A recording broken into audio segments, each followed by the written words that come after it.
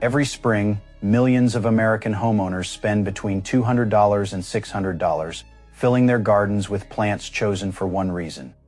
They looked beautiful at the nursery. Nobody handed them a warning list. Nobody flagged the ones sitting at child height with toxic berries, burning sap, or seed pods that look exactly like food. Americans in their 50s and 60s have spent enough seasons learning what survives. But this is different. This is about what quietly harms 10 plants, all commonly sold, all genuinely dangerous near a home, and for every single one, a safer alternative that delivers the same beauty. One plant on this list is still recommended by garden centers as a family-friendly choice. Stay for that one. Welcome to Natural Verge, where ancient plant wisdom meets practical modern living. Today we are breaking down 10 beautiful but dangerous plants still being sold and planted near American homes, and the safer alternatives that replace every single one. Later in this video, one plant on this list will genuinely surprise you. Subscribe now, new plant knowledge every week. Here is what most American homeowners were never told. The garden center industry is built around visual appeal. Plants are selected, displayed, and sold based on color, size, and seasonal demand. Toxicity labeling is not required at point of sale in most American states. That means a plant that can cause throat swelling in a child or kidney failure in a cat can sit on the same display table as your tomato seedlings, with nothing but a care tag about watering. Americans who grew up gardening were rarely warned either. This knowledge was not passed down. It simply was not part of the conversation. That changes today. Each plant in this video comes with its exact risk, the specific household members most affected, and a direct, safer replacement. You will leave with a practical list you can act on before the next planting season. Most American gardeners see Columbine and think cottage charm, delicate bell, shaped flowers in purples, pinks, and whites that self-seed gently through a border. It looks completely harmless. That assumption is costing families with young children and pets a level of risk they were never warned about. Every part of Columbine, root, leaf, stem, and especially the seed, contains prussic acid and cytotoxic alkaloids. Ingestion by a child or pet does not need to be large to cause serious distress. In USDA zones 3 through 9, Columbine thrives and self-seeds freely, meaning once it is in your garden, it spreads into areas you did not plant it across the South, Midwest, and Pacific Northwest. It is one of the most commonly established cottage perennials. A typical nursery flat costs $18 to $35, but the plant it produces spreads for free across your entire border every year.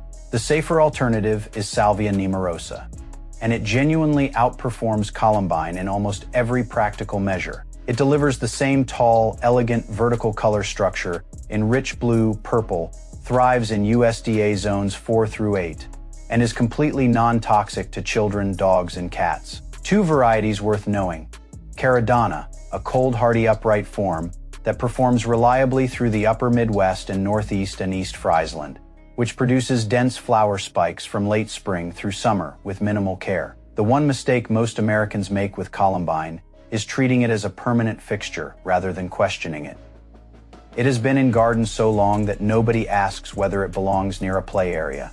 It does not. Salvia nemorosa costs roughly the same at retail, $8 to $15 per plant, and requires no warning, no repositioning, and no second thought. The next plant on this list is far more deceptive because its danger wears the disguise of food. Here is what makes Nightshade genuinely dangerous in a way most ornamental plants are not. It does not announce itself. Solanum nigrum self seeds silently into garden borders, lawn edges, and vegetable beds without being planted. Most American homeowners discover it only after it has already established. The small dark berries it produces look nearly identical to blueberries and black currants to a child's eye. Same size, same color, same cluster pattern.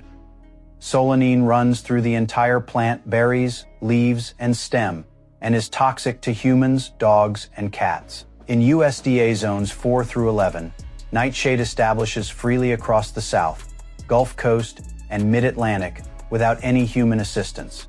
Because it mimics edible fruit so precisely, even experienced gardeners misidentify it. The cost of Nightshade is zero. It arrives uninvited. The cost of a single misidentification event is something no dollar figure covers adequately. The safer alternative here does something rare.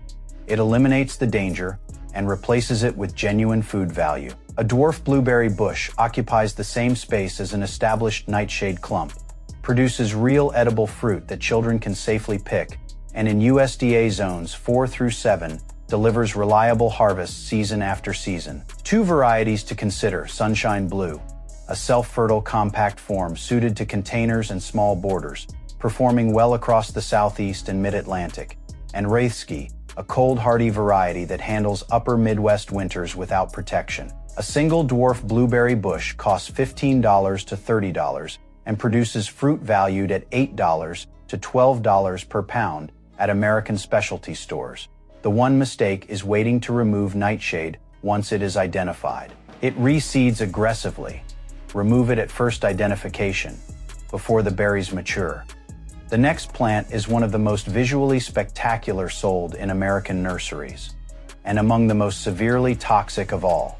It is actively marketed as a dramatic garden feature with almost no consumer-level toxicity education attached. Brugmansia, sold in American garden centers as Angel's Trumpet, is treated as a premium feature plant. Large, dramatic, pendulous flowers in white, yellow, and soft pink. It stops people in their tracks at the nursery. That visual impact is real. What the display tag does not say is equally real. Every single part of this plant contains tropane alkaloids, scopolamine, atropine, and hyoscyamine, in concentrations high enough that ingestion of any part causes hallucinations, rapid heart rate, extreme disorientation, and in documented cases has been fatal. This is not a mild toxicity warning. It is a severe one. In USDA zones 9 through 12, Brugmansia grows as a perennial shrub across California, the Gulf Coast, and the Deep South. In cooler zones, it is sold as an annual or container plant, which means it enters northern homes in pots, placed on patios and decks directly accessible to children and pets. And almost nobody knows what it quietly does to dogs. The safer alternative is Buttlesha davidii, the butterfly bush.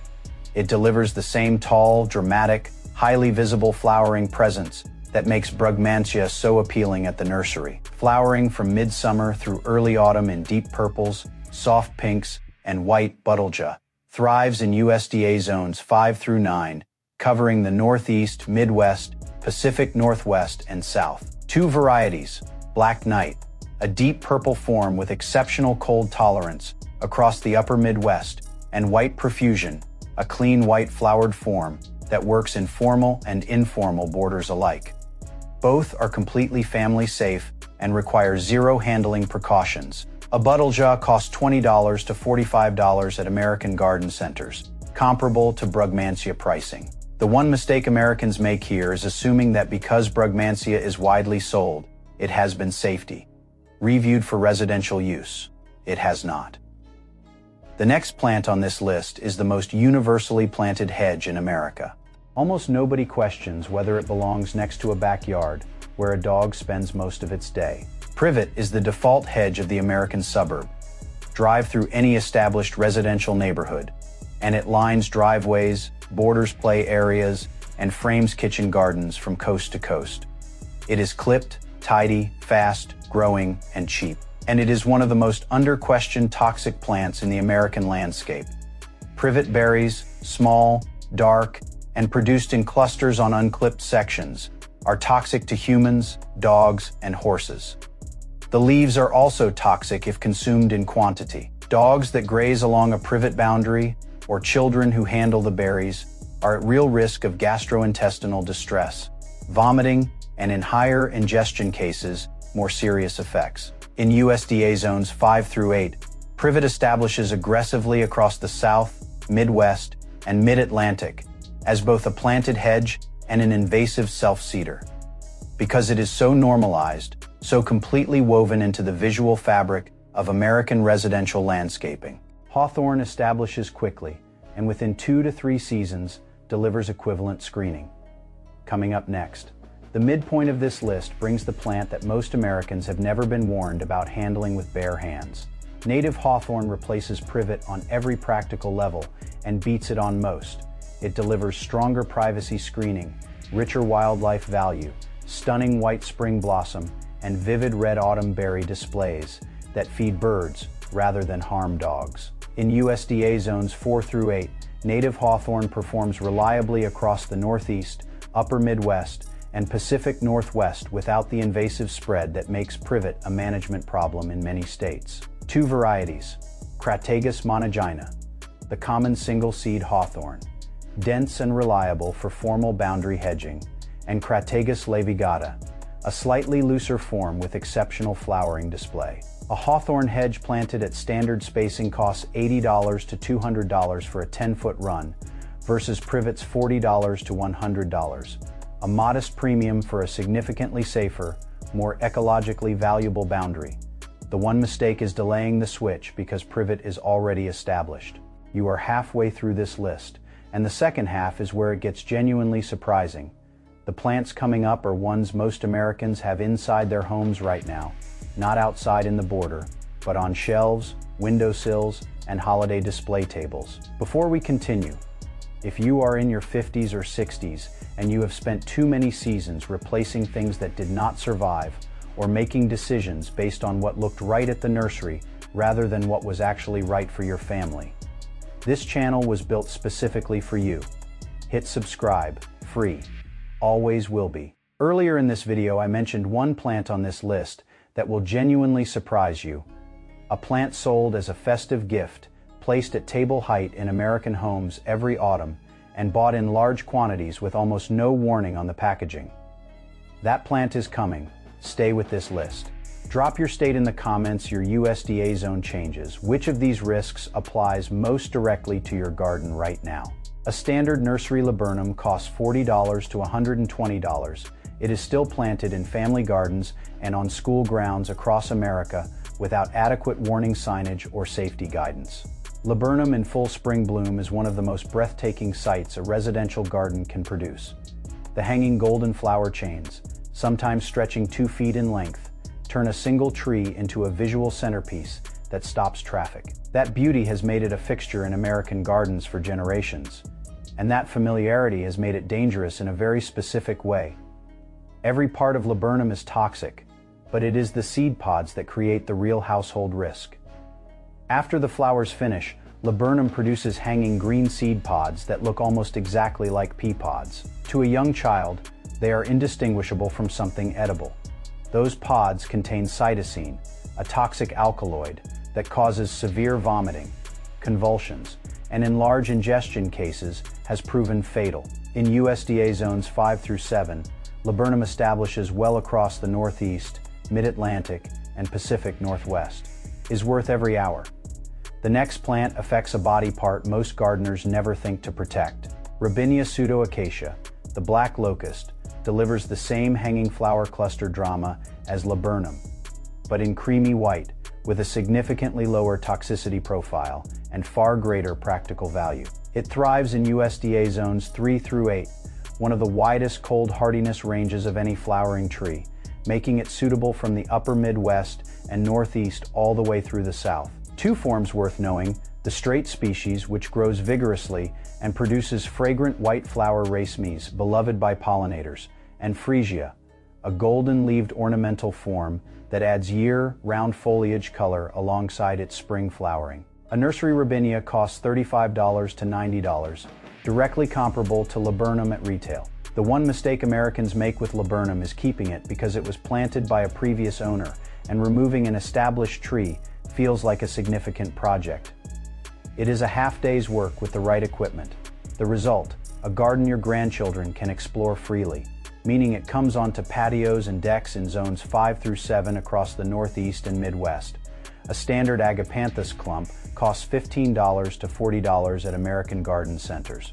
Agapanthus is one of the most widely used plants in modern American landscaping, planted in borders, containers, and public streetscapes for its clean architectural globe flowers in blue, purple, and white. Most gardeners handle it bare-handed during division and planting without a second thought. That is the exact mistake that sends some of them to wash their eyes out at the sink. The sap of Agapanthus causes significant skin irritation and severe eye irritation on direct contact.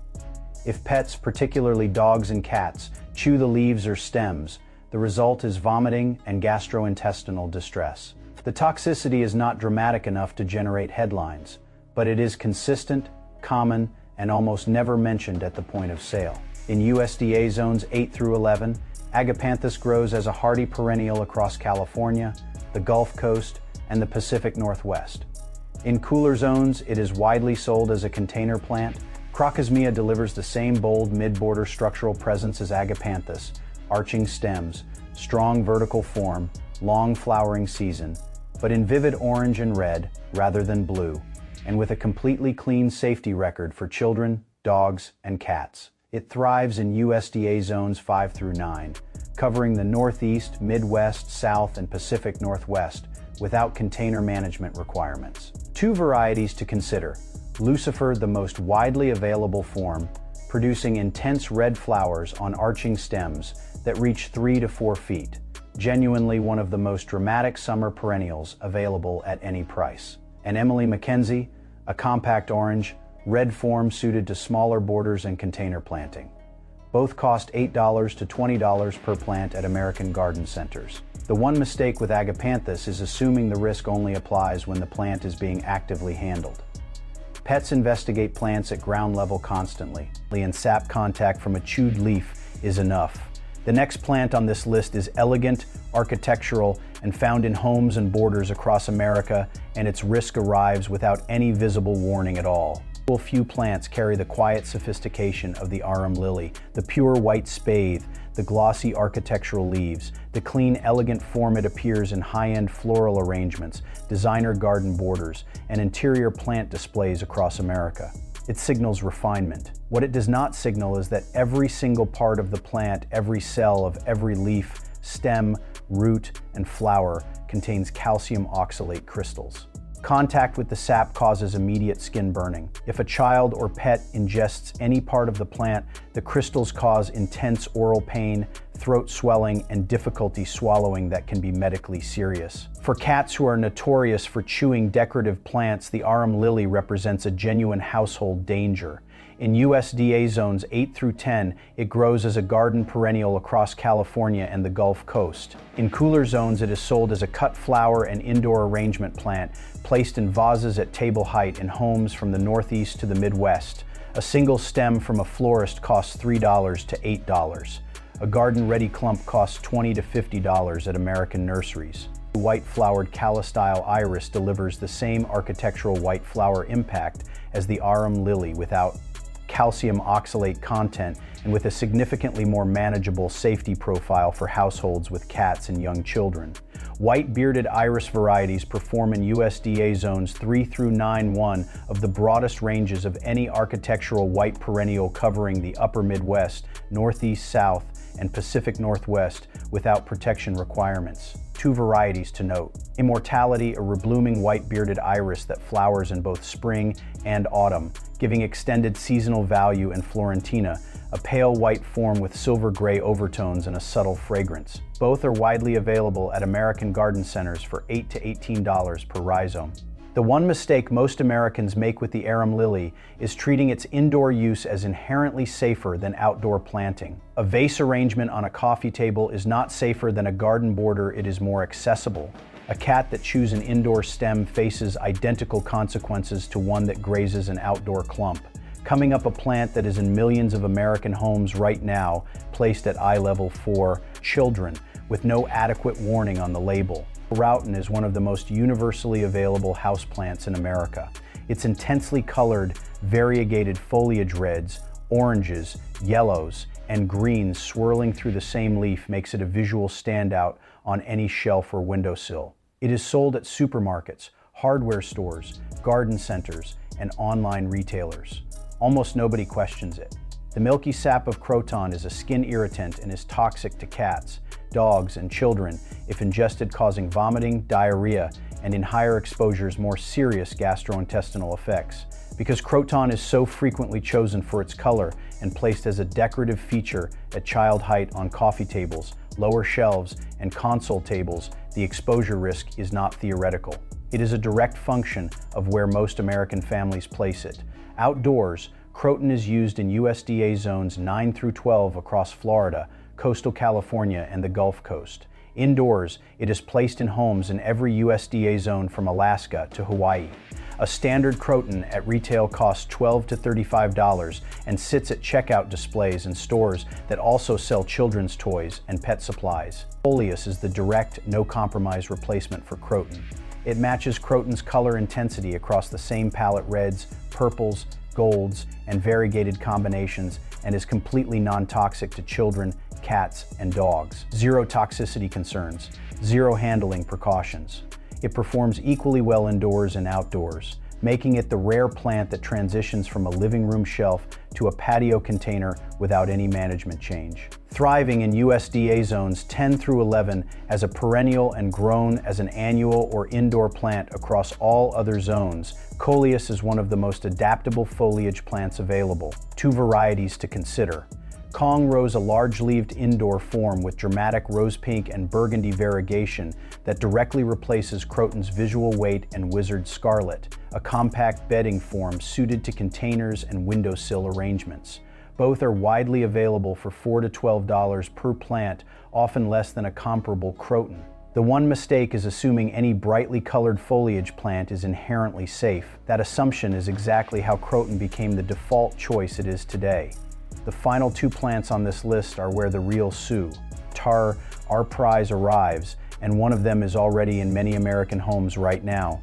Colocasia, sold in American garden centers as elephant ear, is one of the most aggressively marketed tropical accent plants available. The enormous heart-shaped leaves in deep greens and near blacks create an instant, dramatic statement that is difficult to replicate with any other plant at a comparable price. That visual impact is genuine. What is equally genuine and almost never communicated at retail is that the raw plant is highly toxic. Colocasia contains calcium oxalate crystals throughout its leaves, stems, and corms. Consumption of any raw part causes immediate burning in the mouth and throat, throat swelling, and in serious cases, potential airway restriction, a medical emergency. While cooked taro root derived from related varieties is a traditional food across many cultures, the ornamental varieties sold in American garden centers are not safe for casual contact or consumption.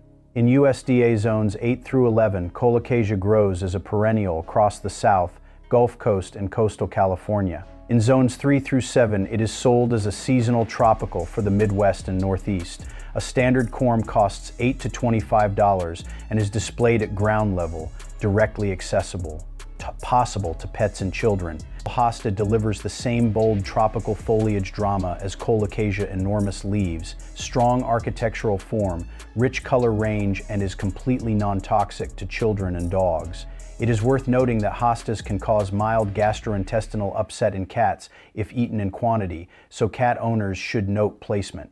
For the majority of American families with dogs and children, hosta is a straightforward, safe replacement. It thrives in USDA zones 3 through 9, an exceptional range covering the upper Midwest, Northeast, South, and Pacific Northwest, and is one of the most cold-hardy large foliage plants available anywhere. Two varieties to consider. Some in substance a giant gold-leaved form with leaves reaching 18 to 24 inches across, comparable to Colocasia in scale and halcyon. A medium blue-gray form with exceptional slug resistance suited to humid southern summers. Both cost $12 to $35 at American garden centers. The one mistake is choosing Colocasia for its size and drama without asking whether a plant with equivalent visual weight exists without the toxicity profile. It does. The final plant on this list is the one promised in the intro, and it arrives in America. Tan homes wrapped in festive packaging every autumn.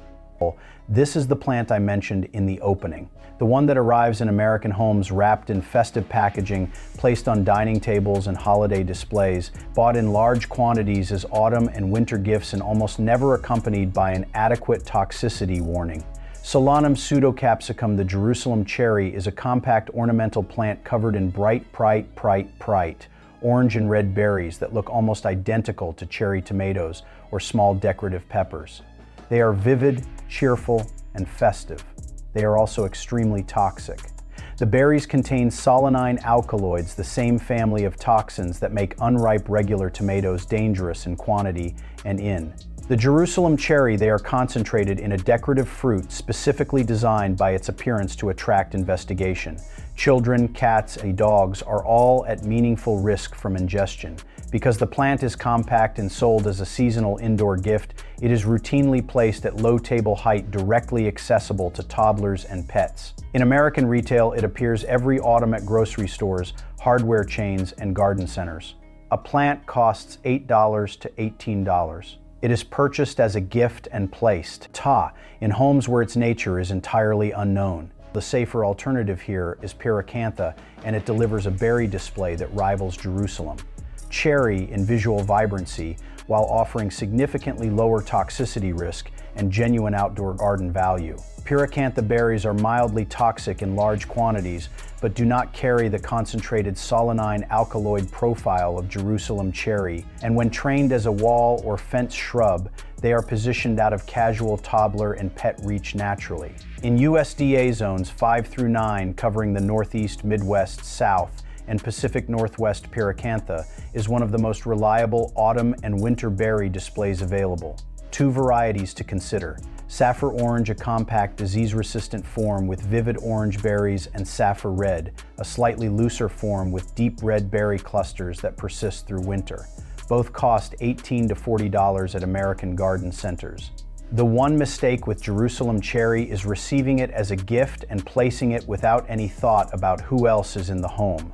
This plant was the surprise I promised in the intro of festive items sold in mass quantities with minimal consumer warning, placed at the height most dangerous to the people most, at risk. Now 10 plants covered. Here is what ties the whole list together. We are not ending here. You can identify every plant on this list correctly and still make the mistakes that put your household at risk. 3 things most Americans get wrong. First, they remove the obvious plant and miss the self-seeder. Nightshade and Privet both re-establish from seeds spread by birds. Removing the main plant without monitoring the border edges means the risk returns within 1 season. Second, they assume outdoor plants are safer than indoor ones. Brugmansia on a patio, Colocasia in a container, and Jerusalem cherry on a table represent identical access risk. Position determines exposure, not whether the plant is inside or outside. Third, they treat toxicity as a pet issue only. 7 of the 10 plants on this list represent documented risk to children under 6 who investigate plants by touch and taste at exactly the height most ornamental plants are placed. Now the right choices by experience level.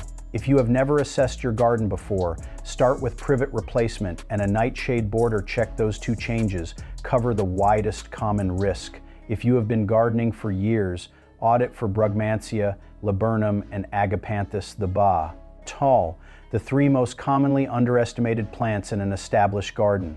If your goal is a garden that delivers beauty, wildlife value, and complete peace of mind for your family, build around native hawthorn, Crocosmia, Salvia nemorosa, and hosta. Those 4 plants alone cover privacy, color, pollinator value, and bold foliage without a single toxicity concern between them. Every like on this video tells YouTube this information is worth showing to other American homeowners who need it before the next planting season, not after. Drop your state in the comments and tell me which plant on this list surprised you most. Think of one person in your life who has any of these plants in their garden right now: a neighbor, a family member, a friend with young children, or a dog. Send them this video, not a message, just the link. That single action could genuinely matter. You just received zone-accurate, dollar-grounded, research-based information that most channels never put in one place. That is what every natural Verge video delivers. Subscribe now and turn on the bell. The next one is already coming.